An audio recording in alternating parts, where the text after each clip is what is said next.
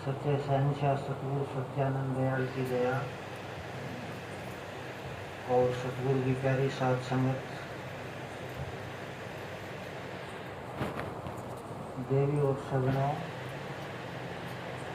सत्संग में आप सबका बहुत बहुत स्वागत है। आपका दर्शन करके हमें बड़ी प्रसन्नता हो।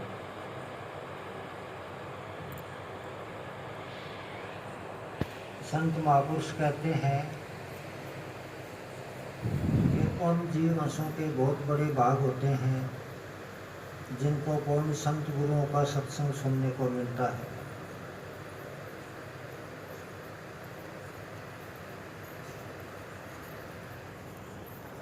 सत्संग को प्रेम से सुनने व संतों के उपदेश पर अमल करने से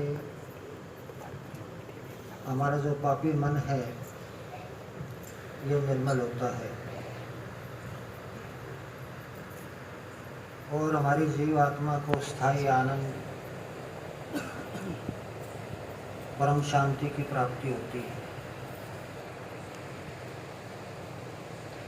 सत्संग की ये घड़ी आदि से ही याद, तुलसी संगत साध की कटे करोड़ अपराध। एक घड़ी से आधी घड़ी गुरु भक्ति में जा, सत्संग की पल भरी जम का धक्का न खा। पूर्ण संत गुरु की संगति और नाम की अंतर्मुख साधना को सच्चा तीर्थ व अमृत को सरोवर कहा है।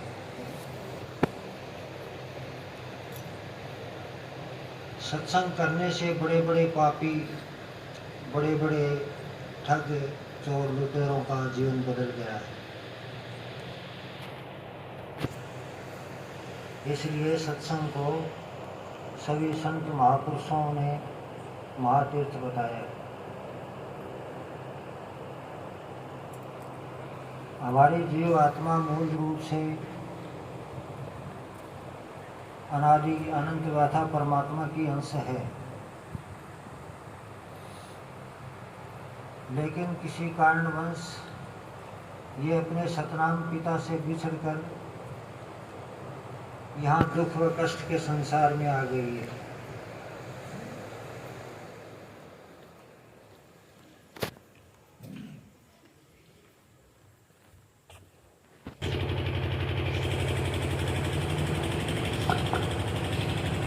ये संसार जिसको हम इतना प्यार करते हैं,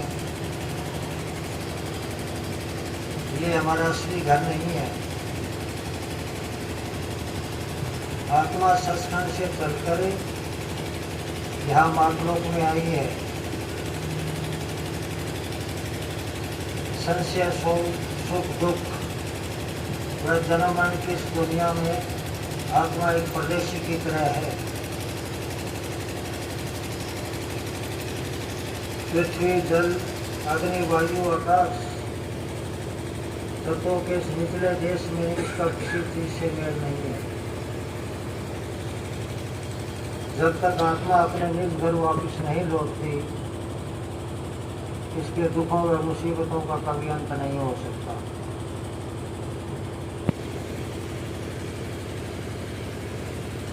इस मर्तमंडल के लंबे अभ्यास में हमने बार बार जन्म धारण किया है। 84 लाख योनियों में कई बार कीड़े मकोड़े, पेड़ पौधे व पक्षी पठेरू बने हैं, तो कभी कर्मों के अनुसार पशु जानवर की बोरियों में जाकर जन्म लिया है। युगों युगों से यही सिलसिला चलता आ रहा है। 3.5 करोड़ वर्ष बीतने के बाद 84 लाख योनियों का चक्कर पूरा होता है। फिर ये हमें मानव शरीर मिलता है। ये मानव शरीर बहुत ही दुर्लभ अवसर है भाइयों, बार बार नहीं मिलता है। बड़े भाग मानुष तन पावा, सुर दुर्लभ ये ग्रंथ गावा। सूक्ष्म लोक के जितने भी देवी देवता है वो भी इंसानी चोले को पाने की कामना करते हैं, क्योंकि वो जानते हैं कि मालिक ने अपने दरबार में वापस आने का अधिकार केवल मनुष्य को दिया है और किसी को नहीं। इसलिए वो स्वर्ग और वैकुंठों का सुख छोड़कर मानव जीवन को पाना चाहते हैं। इसके अंदर विवेक शक्ति है, ये सोच सकता है मैं कौन हूँ, कहाँ से आया हूँ, आत्मा क्या है, परमात्मा की खोज कैसे होगी, आखिर क्यों मेरा बार बार संसार में जन्म मरण होता है, ये समझ इंसान को है। तो इस मानव जन्म में उस मालिक की भक्ति या नाम की कमाई करके हम इस आवागमन के चक्कर से छुटकारा पा सकते हैं। इस अनमोल जीवन का फायदा उठाना चाहिए। अगर इस इंसानी जामे को हम व्यर्थ गमा देंगे तो ये सुनहरी अवसर हमें बार बार नहीं मिलेगा। जो भी बुरे कर्म है उसे छोड़ना है। शराब पीना, मांस मट्टी खाना, जीव हत्या करनी, चोरी जारी करना, जुआ खेलना, सट्टे लगाना, छल कपट बेईमानी करना, इस तरह के जो खोटे काम हैं उनका त्याग करना है। शराब आदि नशीली वस्तुएं और जो मादक पदार्थ है ये मनुष्य के सद्गुणों को नाश करते हैं, नेकी के मार्ग से भटका कर काम क्रोध आदि विषय विकारों की ओर ले जाते हैं। इस दुनिया में हमारे मन को जय रखते हैं।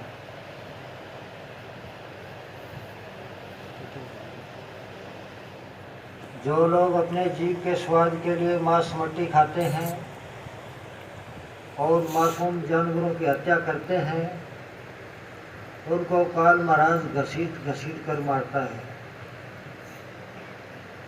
उनका जमलोक में बहुत बुरा हाल होता है। ऐसे पापी लोग यमदूतों के शिकार बनते हैं, नरकों और निचली योनियों में जाकर यातनाएं पाते हैं।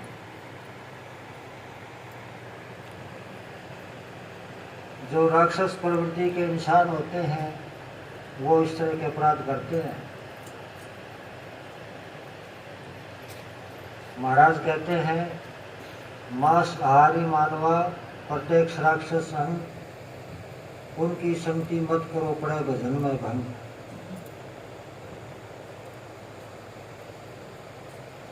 ये बात महाराज ने सत्संगियों के लिए कही है। अगर कोई सत्संगी प्रेमी भाई किसी मांस मट्टी खाने वाले इंसान के साथ संगति करता है तो उसका भजन सिमरन ध्यान नहीं बनेगा। अंतर में जो परमात्मा से जुड़ा हुआ तार है वो टूट जाएगा।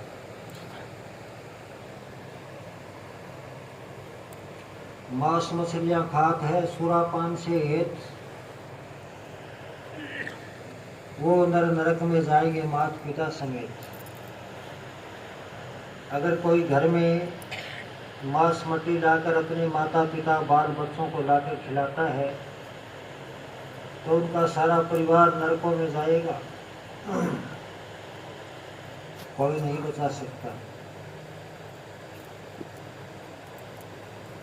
किल भर मछली खाए के करोड़ गऊ दे दान, काशी क्रोध ले मरे फिर भी नरक निदान।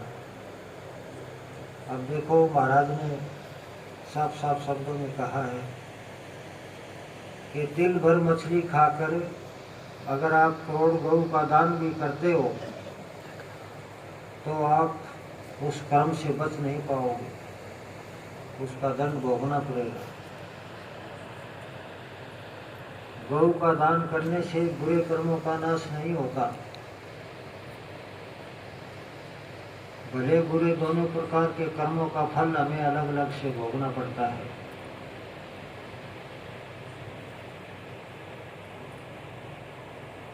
तो इनका हमें परहेज रखना है। मनुष्य को खाने के लिए उस मालिक ने बड़े बड़े अच्छे अच्छे पदार्थ दिए हैं, अन्न, घी, दूध, फल, फ्रूट, मेवा, मिष्ठान और अनेक प्रकार के शुद्ध शाकाहारी स्वादिष्ट व्यंजन दिए हैं। तो जितने भी बुराइयां हैं उनको छोड़कर अच्छाइयों को ग्रहण करना है। जब तक हमारा हृदय शुद्ध और पवित्र नहीं होगा तो हमारी जो भक्ति है वो परमात्मा के दरबार में कबूल नहीं होगी। तो अपना कामकाज करते हुए रोज समय निकालकर उस मालिक की भजन बंदगी करनी है। यही मनुष्य जाति का परम कर्तव्य है। आनंद विधाता तेरा